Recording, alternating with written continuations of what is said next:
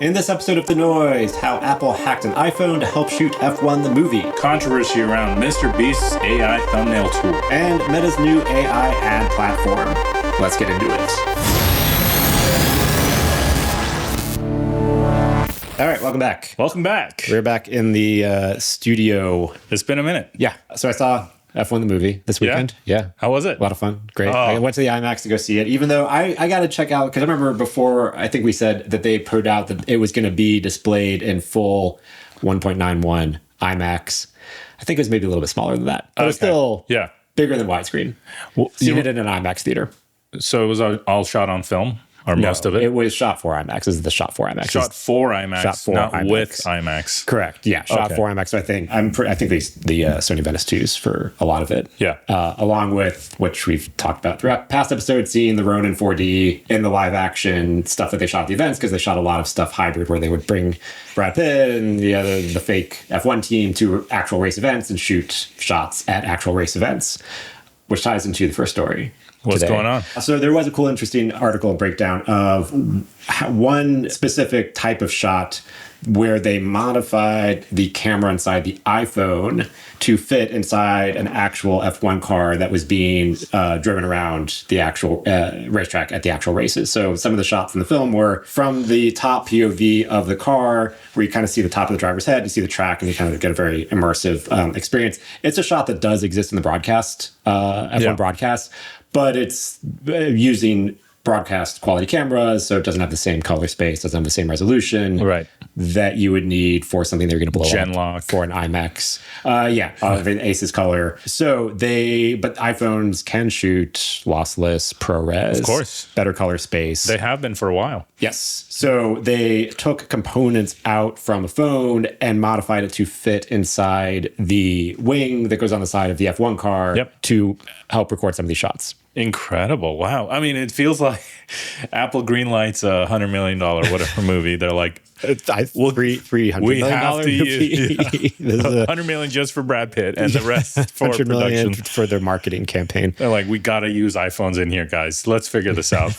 Well, I mean, the funny thing is, I don't even remember seeing an iPhone in the film, but I do definitely remember seeing, even in the opening shot of Brad Pitt, who's supposed to be like down on his luck, kind of dirtbag, living in his van, driver kind of guy. He's got his like Apple AirPod headphone the Pro. AirPod Max. The AirPod Max. Yeah. But to make it look like a little bit beat up, it's like covered in stickers. It's like product placement. And then everything when they're doing the wind simulators or trying to do tech stuff, it's like the Apple XDR displays and it's the Apple Mac Studios on the desk. I mean, why not? It's part of the game. It's part of the game. If you're going to see a computer in this world, it's going to be an Apple. They remember Swordfish? There was so much product placement. Like at the time, like the Nokia phones and the Dell computers and all that stuff. I remember the Matrix. I always the phone with the slide out bottom, and I was always like, "Where's that phone? I want that phone." That was a Nokia. It was. I feel like you never saw it in the wild. I think that was spring loaded just for the movie. Makes sense. Because otherwise you have to like hand do it. Yeah. Never as cool as Morpheus. And it was probably painted glossy black just for the movie as well. Too. So you don't see the crew. So this was an interesting shot with this, and they did a couple of other modified rigs. This specific shot we're talking about was they needed to put it on an actual F1 car that was being driven in the race. So you can't slap on a camera on the side of it. These are like finely tuned machines. You can't put anything that's going to mess up with the aerodynamics. This is already built for this camera, and they swapped out the mechanics with the camera. There were other shots where like Brad Pitt's driving, where they did actually train them, and they have them in up to an F2 car, which is a little less powerful, but still really fast. And that's the one you might have seen behind the scenes shots where there's like a side rig with, I think it was a Rialto or a modified. Oh, so not as aerodynamic. It's like still going fast, but it's like those are the shots you can see in the trailer too, where it's like showing Brad Pitt's face and then like quickly whip pans to like a car on the side or something. And they shot those all practically, kind of same ethos of Top Gun. Exactly. Right. So, but with that type of car, it's not an actual race. They're shooting for the film. They can throw more stuff on the car. I mean, for F1, imagine the ruggedization the camera has to be. The vibration, the speed, the heat, yes. The gyroscope, like all that acceleration, deceleration. Yeah, that's incredible. I mean, that's an engineering feat. Yeah. I'm wondering though, at what point? So I mean, these cameras exist already in the cars, and they're always recording. The broadcast quality cameras, not as good. At what point Would it just be like, oh, hey, we can use this existing footage and just up-res it, and we don't need to build a custom rig? Yeah, I think that's more of obviously an ethical question than a technological one. Like the technology exists today. Like we talked about Topaz, right? Like you can upscale and... Well, I wonder though, because I mean, I'd be curious to test Topaz out with something. I mean, this type of shot, huge motion blur, a lot of details, a lot of stuff happening. You know, you got the crowds in the stands. You have a lot of like small details that up-resing might... I'd be curious to test this, might still not work the best with. Oh, you're saying that the technology today is just not there yet for broadcast for something F1. That is like a high speed, like motion blur shot down a track with a lot of details. Yeah, I'd agree with you on that. And especially if you want real time or close to real time, no way. Oh, wait, no, I'm saying you could still process it. Yeah. Like if you took and I would have guessed that they did this with some of because they blended some existing broadcast footage in with the movie anyway, so I'd guess they did some type of up-resing on like wide shots, like helicopter shots of like actual races. Right, stock footage, if you will. Yeah, so I would be curious what they did use that was existing and what, you know, they needed to kind of level up the cameras that were being shot with at existing events. The only like the caveat that I pull is broadcast is not film, right? In broadcast, you're trying to capture reality. It's like news, it's journalism. It's like as true to the source as you can. And in that instance, you would rather have a noisy 4K camera than a 720p camera up-res to 4K because of the ethics around journalism and staying true to the source. That's like it gets into like a cloudy territory. You're trying not to modify it. But I'm saying like for them to just use the existing on-car cameras not good and enough. up-res it. Yeah. Where's the point? Where like is the tech going to be for them to just use the existing footage and not have to build a full custom rig? As fun as the custom rig is, and I enjoy that. I'm just curious in the future. Or if, you know, you don't have a $300 million budget and the cooperation of Apple to build you basically a custom GoPro, where's the up-res technology at with that? I'm shocked that F1 didn't use any virtual production. Remember, Senna was so heavy with VP. Yeah. The studio in Brazil did a lot of that work. I mean, I'm sure there's opportunity to save some money there, here and there. I mean, I think this goes to their ethos of want to shoot as practical as possible. Yeah. And also, I mean, look, this is a case where it's like they basically have unlimited resources. They have the full cooperation of F1, Liberty Media, like to kind of take control of the tracks and shoot stuff on the tracks and shoot it real life. They have access to cars. I think Mercedes helped them develop the cars that we're seeing on screen. That they like the race car, the on-screen cars. They have the cooperation of Apple. So this is literally the case where you have unlimited resources and can do whatever you want. Yeah. And you're not going to do VP. But for something like Senna, which was, I don't know the budget, but probably like a much smaller budget. I mean, what was it? An 8-hour, way longer content. Yeah. And I think it was probably international production, not an American. So I'm going to guess maybe around 50 mil. You need to lean on virtual production for something like that. Yeah. They did a good job. Yeah. And it's funny that racing movies generally are so hit and miss at the box office. I just looked at Box Office Mojo. We're sitting at what, like 155 worldwide. That's so healthy for an F1 movie. Okay, yeah, but definitely Apple's biggest success. Commercially and at a box office. Also, but I did see something that I think 55% of the ticket sales were from premium ticket sales, which means IMAX or large format. AMC So it also pays to go big. Did you hear that some movie theater execs are forecasting that in 20 years, the movie theater business might not be around? I saw blurbs about that. That's kind of a bummer. Yeah. They need more zip lines. They need more F1s. Do you remember that story from 6 months ago? That was, I think, part of AMC's ideas of like how to revamp the movie theater experience to kind of be more interactive and offer more things than just the movie theaters. And like one of the ideas was to install zip lines. Inside the theater? I don't know. To drop food down to the what? I think it's a sad reality. Yeah. I mean, I'm hoping it doesn't go that way. And I'm hoping by this kind of run of, really good movies that make the theatrical experience worth it, like Sinners, like Mission Impossible, and now F1, that, this can shift the conversation around and it's like, these are good reasons to go to the movie theater. You and I are big movie fans. You and I both go to the theater to watch movies. You happen to go opening weekend or close, like you go when it's crowded, and I always typically miss that window, and then I'll go like a couple of weeks later. Every movie that I just saw Lilo and Stitch and one more before that.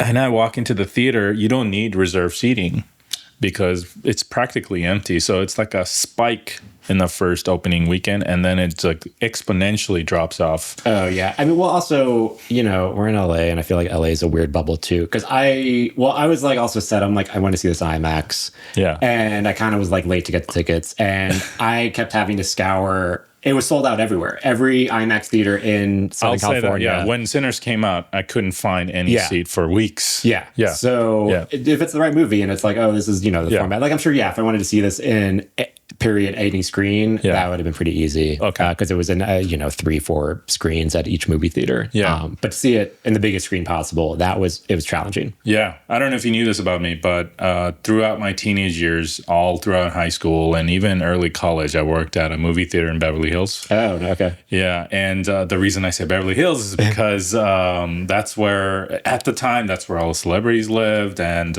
it was a very private theater. Like, there was a big movie theater on Beverly Center, Last Seen Again 3rd. And then across the street, there was a theater that nobody really knew about, but it was a Pacific theater. So all the celebrities will go there to watch their movie because it's just quiet. And, they don't get harassed or whatever. And, like I saw Russell Crowe during the Gladiator opening weekend there. Cool. Yeah. And then the Wayans brothers were there during Scary Movie. They were just like checking out the audience reaction. And I remember working there throughout, the early 2000s. And it was like a sustained level of full for months across any movie, right? Even something like Pitch Black with Vin Diesel. You remember that movie? Yeah. The first one? Like, that was booked for like months. Yeah. And I even remember The Matrix when that premiered, and, people show up in their latex suits and the leather jackets. Yeah. And that went on for months. And like, we just don't see that level of activity in the theater anymore. And now, I mean, obviously I go there. I think that's over. Yeah. I think the hope is, bigger theatrical experiences. Yeah. I mean, they're building more IMAX screens. So like we talked about that a few weeks ago. Like, so, with the success of Sinners and the bigger formats, like that could be the balance where it's just like, a lot of movies don't make sense theatrical or for very short runs. And the theater business is also shifting upwards in market, right? It used to be an egalitarian thing. Like, anybody with $10 in their pocket can go see a movie. But now that they have to ship up market to make that money up, like, IMAX is not going to be cheap. Any of those premium AMC tickets with the leaning back chairs and the meal. Yeah, and I mean, they make the money off the food and the drinks. Right. So it's just a shame that, like, it's not for everybody anymore. Like, $10 won't get you a movie theater ticket anymore. No, maybe some random spot on a matinee on a Tuesday. Right. For taking advantage of a deal. Yeah. But especially also if you're going out with a family. Yeah, maybe the savior is the subscription thing that AMC has. It's good. It's a good value. Yeah. I mean, if you see like 2 movies a month, it pretty much is worth it. Yeah. All right. So next story. So MrBeast, we've talked about him a couple times. Pretty big YouTuber. So he has another company. He has a bunch of companies, but one of his other companies is specifically for other YouTubers. It's called ViewStats, and it is sort of like a YouTube analysis platform. You can subscribe to it. It's to help. Are you on it? I have used it before. There's another platform I like a little bit more called 1 of 10. But the gist, they're all, and there's also vidIQ, they all overlap in their functionality a lot. But the gist is tracking outlier thumbnails. So a lot of the YouTube game is figuring out titles and thumbnails that sort of work first.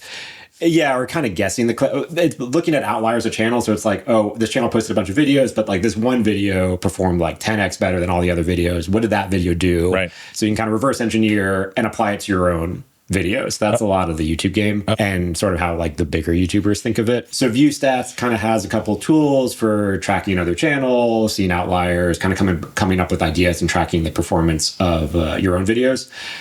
And then he rolled out a new tool the other week that was an AI thumbnail generator. And he's not the first to do this. There are other companies that have AI thumbnail generators. He got a lot of backlash for this. Why? From the community. I think the bulk of the backlash is around a lot of just sort of the knee-jerk AI backlash of like, it's putting existing thumbnail creators out of business or, it's hurting like thumbnail artists.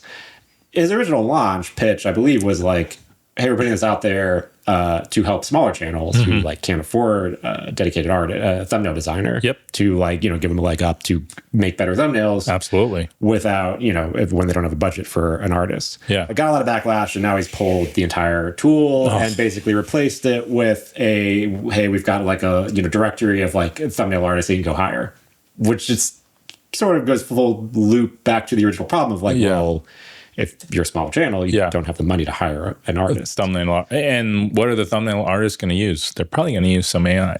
I would assume so. Yeah, and I think there are other ways around this too. Where it's like, first off, there is one issue with the AI thumbnails, but also this issue ties into just thumbnail ripoffs in general, where like there is an issue of, you know, a big creator has like a thumbnail format and the format kind of works, or that video works, and then people will just kind of, some other creators will like, they'll copy it. Rip it off, like copy it pretty much verbatim, maybe just, you know, and obviously just swap their face out. Yeah, and like the color palette is proprietary to that YouTube channel. The sometimes font, you associate it with the border style. I even beyond that of just like literal, like I'm trying to think. Oh, there's one with like balls, like they filled a house with like plastic balls, like some big creator did. Mark Rober, maybe him. I forgot the names, but it was like one creator did a video around, you know, filling a house with plastic balls, and the photo I think was like their face with like a bunch of plastic balls behind them, and then someone else like ripped off the same exact video with the same exact thumbnail, like their face on a big thing of plastic balls. And you know, it's just like they're just, you know, ripping it off. That's not cool. Verbatim. And so with a thumbnail generator, that obviously makes that easier to do. Sure. But you could do that with a human person anyways. You could copy Photoshop. If you want to copy an existing style, you can do. There's nothing stopping you. It's just like kind of icky. But yeah, I guess to the crowd's defense, like it's so much more effortless with AI. Like it's literally like seconds, couple of clicks. But I mean, I think it kind of goes to what we said before. It's like, if this tool existed, would you get something as good as a human, you know, thumbnail creator or strategist who like, you know, thinks about like the psychology behind it? No. But if you don't have the resources to hire that, and you're like, have kind of an idea of sort of what you want, will it get you better than you trying to do it on Canva yourself because that's all you can afford? Yeah, probably. Yeah, exactly. And MrBeast, I mean, from the outside looking in, he's always been very philanthropic, and he's not a flashy guy. Like we talked about this before, like probably a billionaire, right? He could just easily not do all this stuff. Yeah, isn't it for the love of the game? Yeah, and he wants to help other creators, and like he wants to elevate creator platform in general. Like I don't think like his intentions are to like cut out jobs and stuff. No, I don't think so either. Yeah. And if he doesn't do it, like you said, somebody else will. And like, there are other platforms, and then there's another retweet of like, you know, people kind of spinning off, because it is at this point with between Imogen, between ChatGPT 4, it's relatively easy to build a little API wrapper to be like, hey, upload a photo yourself and to upload some other photos, and you know, we fine tuned a little bit where it'll put together a YouTube style thumbnail. Yeah. So that's pretty easy to spin up a platform using all the really powerful existing models and connect to their API and just be like, for sure, boom, you know, we built a little tool for you to go do this. And if you're a creator who's like, quote unquote, you know, photoreal and manual and artistic, like you can certainly generate the thumbnail yourself and have it stand out in a different style than everybody else's AI generated thumbnails, right? Like you don't have to do what everybody else is doing. And that's the beauty of being a creator. You can totally do your own thing. And I think I mentioned like Gox and Alex, and there are just some of these creators that are like they could be A-level Hollywood directors. Yeah. And they're visionaries, and then they choose to funnel their creative energy into YouTube, and it clearly shows they're different. Yeah. I just where they decide to focus that energy. Yeah. So I thought this was just interesting, and sort of just kind of this. I'm sure we'll see more of this back and forth between like it's going to take a while. To help you, AI backlash, AI to help you. Yeah. Where there's one comment I liked that was I love how nobody bats an eye when you create like a video description using ChatGPT, right? Because nobody wants to write that stuff. You're replacing scribes. Yeah. Oh, there it is. Please stop using photography. Oil painters have families to feed. Next one. Next one. Speaking of AI, replacing agencies. What'd you see with our next story? Yeah, so Cannes, the film festival happens every May, and then like a month later in June, they have like an advertising focus festival. I think I'm not saying it is right, Cannes Lion or Cannes Lion. And it's a much bigger, because there's just so many brands. They show up, there's insightful panels, there is obviously a lot of deals going on back and forth between distributors, advertisers, brands, a lot of handshaking. And this year, from the feedback that I got from a few of my friends who went there, was that there is a lot of fear around AI platforms like the one that Meta just released. So just to backtrack, Meta, owner of Instagram, owner of Facebook, probably has a good portion of the world's internet traffic under their thumb, and clearly, has the power to make or break companies, right? Like Instagram has made so many fashion apparel successful, and like a company like Kodak, who hasn't really figured out Instagram, is struggling, right? So it goes both ways. So typically, to remedy the world of algorithms and product placement and SEO and all those things, a company will hire a creative agency.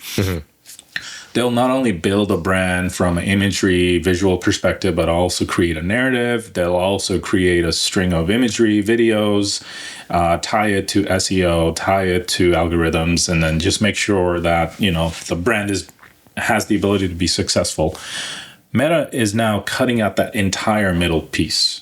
So supposedly you can upload your product photos and your brand logos as an individual, company owner, and then Meta will generate all the stuff that a creative agency will generate, like imagery, videos, virtual try-ons, whatever, what have you, and then post it on their platform or other platforms. And this caused, obviously, it's like, this is just a glimpse existential into dread. Absolutely, Yeah, I mean, for large but even medium-sized companies, if you have a lot of products, you're running ad campaigns, you're running hundreds, if not thousands, of individual campaigns with unique creative around the different products, different write-ups, and you normally would hire an agency. Unless you're big enough to build an in-house team, you're going to hire an agency to just stay on top of this, because it can be very complicated and very cumbersome. Absolutely. To manage Even the largest companies like Nike, right? Like they can do all this stuff themselves, but then they'll leverage multiple creative agencies because those are the subject matter experts. Like they understand content and imagery and then campaigns way better than Nike ever could. And to be honest, Nike's focus is to really build shoes and make deals with athletes. Like that's their game. So that creative agency industry is probably in the trillions of dollars. It's a big industry. Yeah. And now that Meta is looking to essentially cut out the middleman, this could be a major fear for a lot of people. And just kind of cutting down on like if a company doesn't need them as much anymore. I mean, from the Wall Street Journal article, using the ad tools Meta is developing, a brand could present an image of the product it wants to promote along with a budgetary goal. An AI would create the entire ad, including imagery, video, and text. The system would then decide which Instagram and Facebook users to target and offer suggestions on budget. People familiar with the matter said. Yeah. The second part sort of exists. So, I mean, on the flip end, counter argument of like, this is useful. I advertise on Meta usually for the newsletter and some other, I've dabbled for years with just different attempts at like trying to sell courses or other things. I'm not hiring an agency. I'm trying to do it myself. Right. Having been on Meta's Facebook ad manager platform off and on for years, originally, it was very complicated because there are a lot of options, a lot of settings, and you sort of have to know there's campaigns, there's ad sets, there's ad groups, and then you have to see how they're performing and turn them on, turn them off, try to guess which ad copy and creatives are performing better. Yep. They have updated that to now there's like an AI basically tool where you can just give it, currently the last time I used it, it's like you just give it all of the media you have. So you're still generating the assets, but you're giving it the videos, you're giving it photos, you're giving it text write-ups, and then it will automatically test all of these combinations across all the platforms hundreds of thousands of times and then figure out what gets, based on whatever your goal is, what gets the best performance. So that's existed for a while, and that's very helpful for someone like me where I'm not an ad expert. Yeah, and you can't scale. Yeah, and also like even experts that I was seeing talking about this, like they've all just kind of shifted to let Facebook do the thing because it's like Facebook knows Facebook best. Like Exactly. you can't outperform its own platform. Yeah. And so now it's taking that a step further, and it's going to be like, just create the advertising, because it's like, we still have to make the creative. But I mean, I think that comes back to even the AI thumbnail tool. It's like, well, it's still AI, and what's the quality going to be like? Yeah. You know, is it going to like be able to do something funny, punny, like, you know, that works? But also for something like this, where you're probably going with bulk, you know, if it's like you're a big e-commerce brand and you've got hundreds of thousands of products, you probably might not even need to care about being cute or funny. You might just need to move products. And if this thing can do this hundreds of thousands of times a day and test like every variety to every person across time frames and demographics, then you being cute and funny might not really matter, right? If it moves products and gets you know, if you're getting a good click-through rate. For sure. You know, in the M&E world, I could see, so now you have on the creation side and the film creation side, we talk about all the AI tools you have, right? Like you're now leveling up, and, you know, we have an interview coming up where we really get into that. And on top of that, how do you get your amazing movie out into the real world? Right? You'll use something like this AI ad platform to create imagery around the movie poster, you know, a trailer. What if it's a smart trailer? Yeah. What if you can give it clips and then it cuts a trailer custom to like, oh, this person kind of likes action films, so we're going to show them all the action shots. Exactly. This person kind of likes, you know, the romance story, so we'll show them like more the romance side. Yeah. So now as a individual filmmaker, one person, you're now able to leverage ad platform as well as the creation, as well as the post, VFX. Like all these things are really leveling the playing field. Yeah. Yeah. For the smaller creators. For the smaller creators. So I think it is good for the smaller creators. Yeah. If you have a large ad agency, I don't know.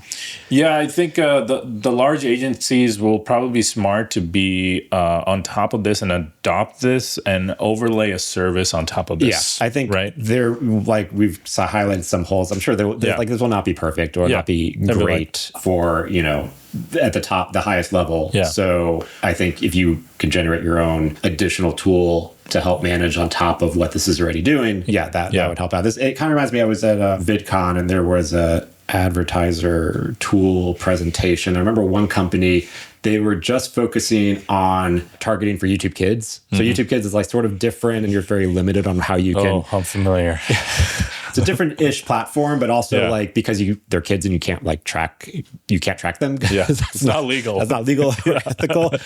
You could only really target the video and be like, oh, hey, we think our product would be good on this kind of video. Right. But it could be something in the title. Like YouTube's targeting is just based on like the thumbnail and the title. Right. They built an extra system that will actually scan the entire video and analyze the entire video and kind of pull out elements of like, oh, this, you know, it features this subject matter, it features these products to give the advertisers using their platform is that like Addy AI, kind of like that? No, it's totally different. Okay. I mean, I guess maybe in the set, or more like a 12 Labs. 12 Labs, where it's reading through video. It's looking at the actual video and looking at like the emotions, the products, just giving you a lot more data than the title and thumbnail. And so they built their own platform. So then advertisers using their platform are still advertising and giving YouTube money, but they're able to much more finely target the types of videos they're showing up against. Right. So as just an example of like, it's YouTube does, you know, Google and YouTube ad platform has a lot of AI to try to help you target stuff, but it still has holes and lacks granularity that advertisers need. So you still need an expert to build tools on top of the existing platform that is a value add. Yeah. I'm wondering what's going on with Meta at the highest level, right? Like one can only wonder because they just acquired Scale AI, which for $14.5 billion. And they put the CEO, I think the youngest self-made billionaire, Alexander Wang, as the head of Meta's artificial general intelligence division. And so they did that move. In addition to that, did you hear about the OpenAI poaching thing? I was going to say, I think I saw this morning they poached like 3 more engineers. Yeah, so it was really funny. I think we talked about this a couple episodes back. Meta said to the effect of like, hey, $100 million are waiting for you if you come over to Meta. It sounds like a lot of money, but those top research scientists are so vested in OpenAI, right? Like they have so much chunk of equity. And Sam Altman's like, look, that's not going to work because our guys are going to make way more than that. And 100 million is honestly not enough. A day later, 3 top researchers from OpenAI go on X. They say, just so you know, we're quitting. And no, the 100 million thing is a myth. We're just going to a better platform and a better place to innovate.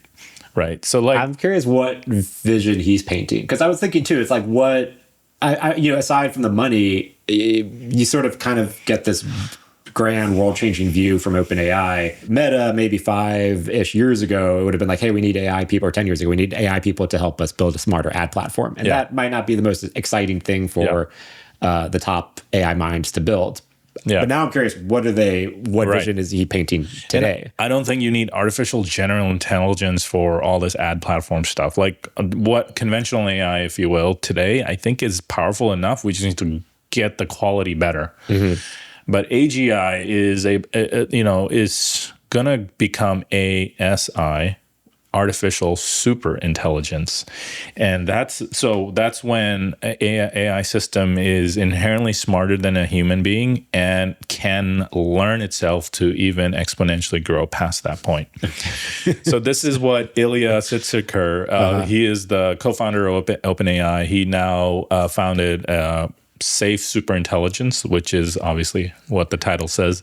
He's very concerned with all of this research going on. Yeah. So we're getting into Skynet territory somewhere in Meta. The T1000 can learn, can learn and improve upon itself. Yeah, and it could be infinitely smarter than a human being, out-reason us, out-skill us. It's the stuff that we talked about where you try to shut down an AI model, it backed itself up to the cloud and just like immediately went into backup plan. So like imagine that times 1,000, right? When it's actually smart. Yeah, great. Great place to end. Let's just end this on. Let's just end this on an apocalyptic note. All right. I'll give you another apocalyptic note. The godfather of AI, Geoffrey Hinton, went on a podcast recently and said there is a greater than 50% chance that AI will annihilate us. Yeah, so things are going well. Yeah, I think there's also other factors that could annihilate us too. It's not just AI. So just add it to the existential dread list. It'll be a fun ride. Yeah. But in the meantime, if we don't get annihilated, you should subscribe to the podcast if you haven't already.